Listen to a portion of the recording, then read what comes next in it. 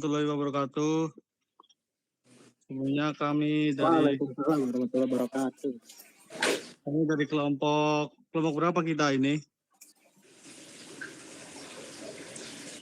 Kita kelompok berapa sih? Nggak tahu kelompok berapa, nggak ada nomornya. Kita dari kelompok 3 atau berapa? Akan mempresentasikan analisis anggaran standar dan variansi kopi teh, bro. Oke, lanjutkan.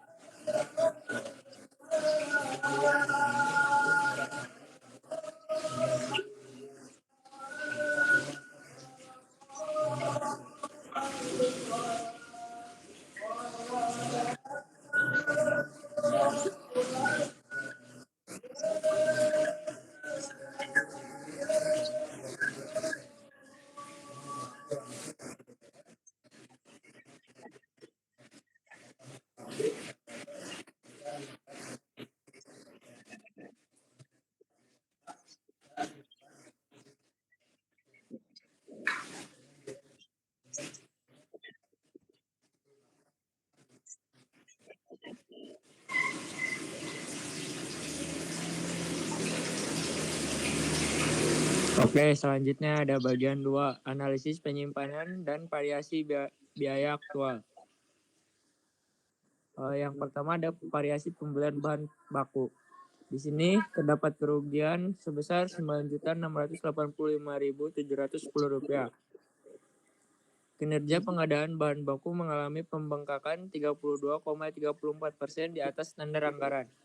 Pemicu internal, inefisiensi pemakaian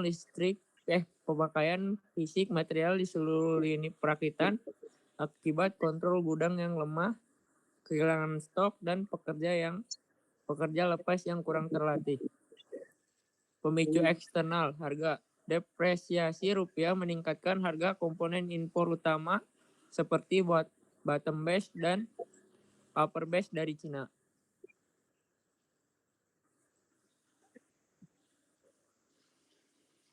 Bill, tolong ganti slide. Selanjutnya ada analisis variansi tenaga kerja langsung.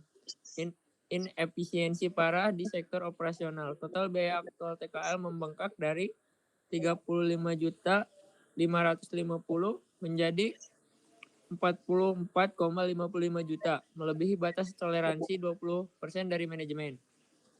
Selanjutnya ada variansi efisiensi, rugi sebesar Rp8.816.400 disebabkan oleh penggunaan tenaga kerja lepas baru, rusaknya AC workshop, dan friksi internal dengan supervisor. Variansi tarif rugi sebesar Rp187.200. Kerugian minor wajar akibat ketatnya persaingan tarif perakitan mesin di pasar lokal. Dengan begini, pembangkakan biaya TKL sebesar 25,3%. Oke, selanjutnya ada bagian 3. Di sini ada analisis overhead, kesimpulan, dan solusi perbaikan. Analisis penyimpangan biaya overhead pabrik. Analisis variansi, yaitu di sini ada 3 variansi maksudnya. Sini ada komponen variansi, nilai selisih, sama sifatnya. Variansi 1, total overhead variansi, nilai selisihnya ada di 3.382.000 dan sifatnya unfavorable. Terus variansi 2 ada di controllable variance, volume variance. Di controllable variance ada 338.000. Terus ada di volume variance 3.720 dan sifatnya di controllable variable. Terus di volume variansi unvariable. Terus yang ketiga ada di variable spending variance, Ada dua juga di sini. Yang pertama di selisihnya 2.088.000. Terus di variabel efisiensi variance ada di 3.720.000. Variabel spending variance itu sifatnya favorable. Terus di variabel efisiensi variance unfavorable.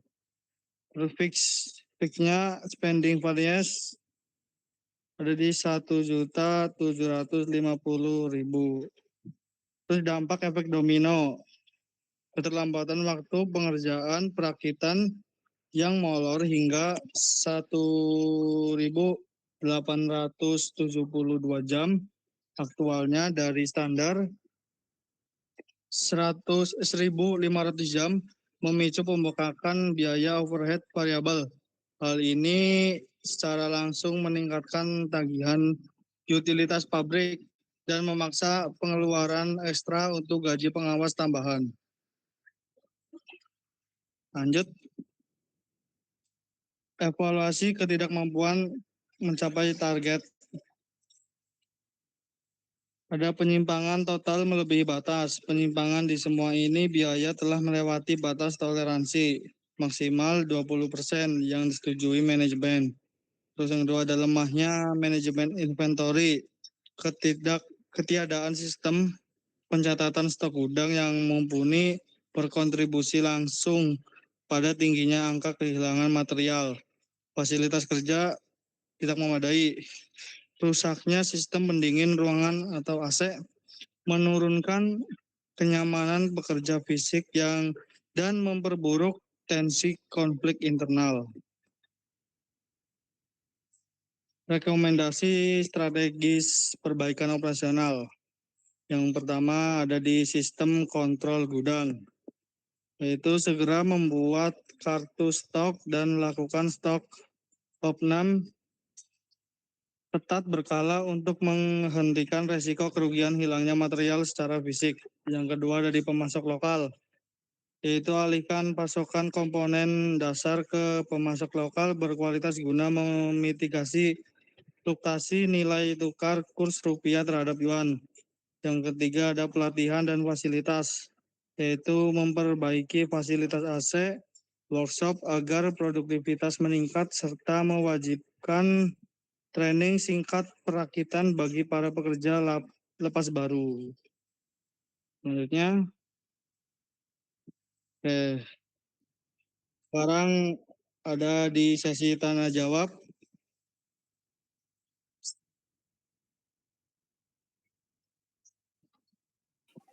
Oke, ini tadi saya udah baca-baca ya. Memang ya presentasinya lumayan lah. Memang ada sedikit revisi buat Mas Reja itu. Ini saya mau nanya ini dari tadi itu yang elemen biaya itu yang memiliki proporsi terbesar dalam struktur anggaran standarnya Kopitech Bro itu yang mana?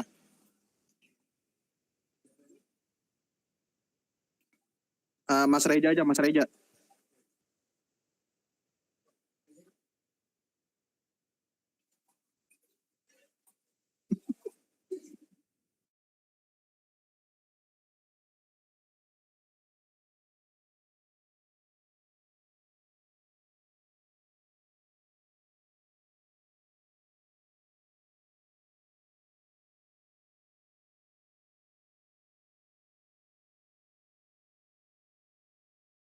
Iya, Mas Billy.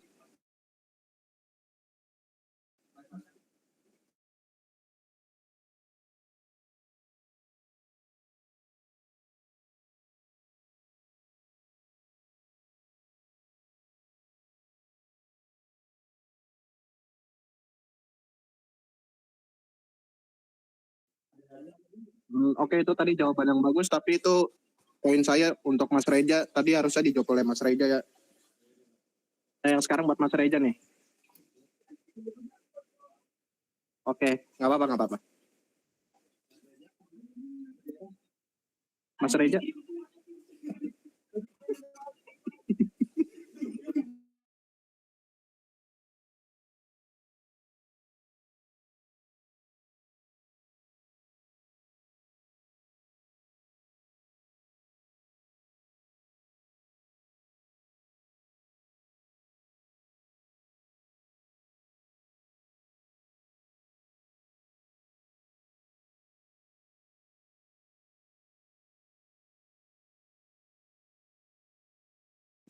Masih ada. Oke, ini Mas Reja udah ada ya tadi.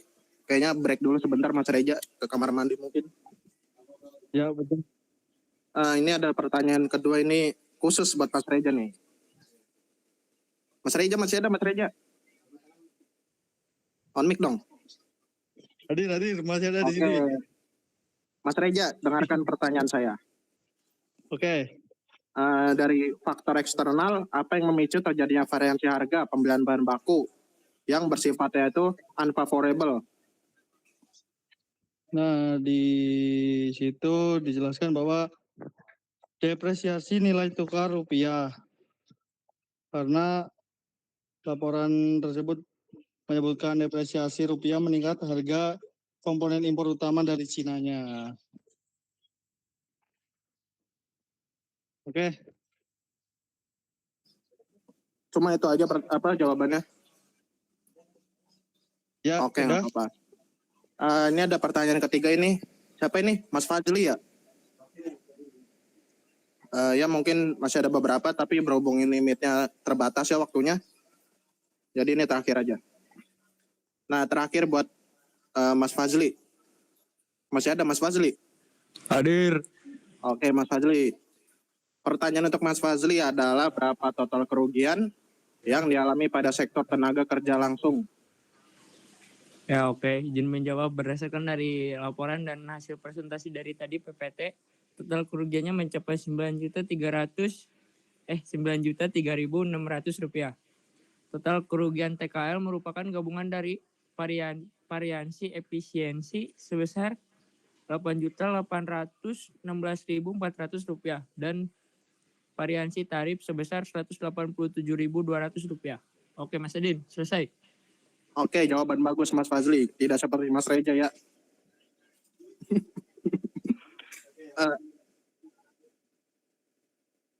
Oke, sama-sama Mas Billy, Mas Fazli, dan Mas Reja. Mohon maaf jika ada kekurangan ya.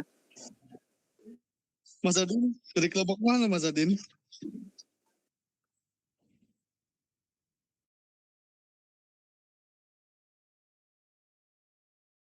Dari kelompoknya, aduh ini nggak ada angkanya sih. Intinya yang ada Hanifnya deh. Oke. Oke, mungkin sekian presentasi dari kelompok kami. Kurang lebihnya mohon maaf. Terima kasih. Wassalamualaikum warahmatullahi wabarakatuh. Waalaikumsalam warahmatullahi wabarakatuh. Terima kasih Pak Reja, terima kasih Pak Reja. Sama-sama, Halo, Bang Kopral. Kopral. Selamat berjalan.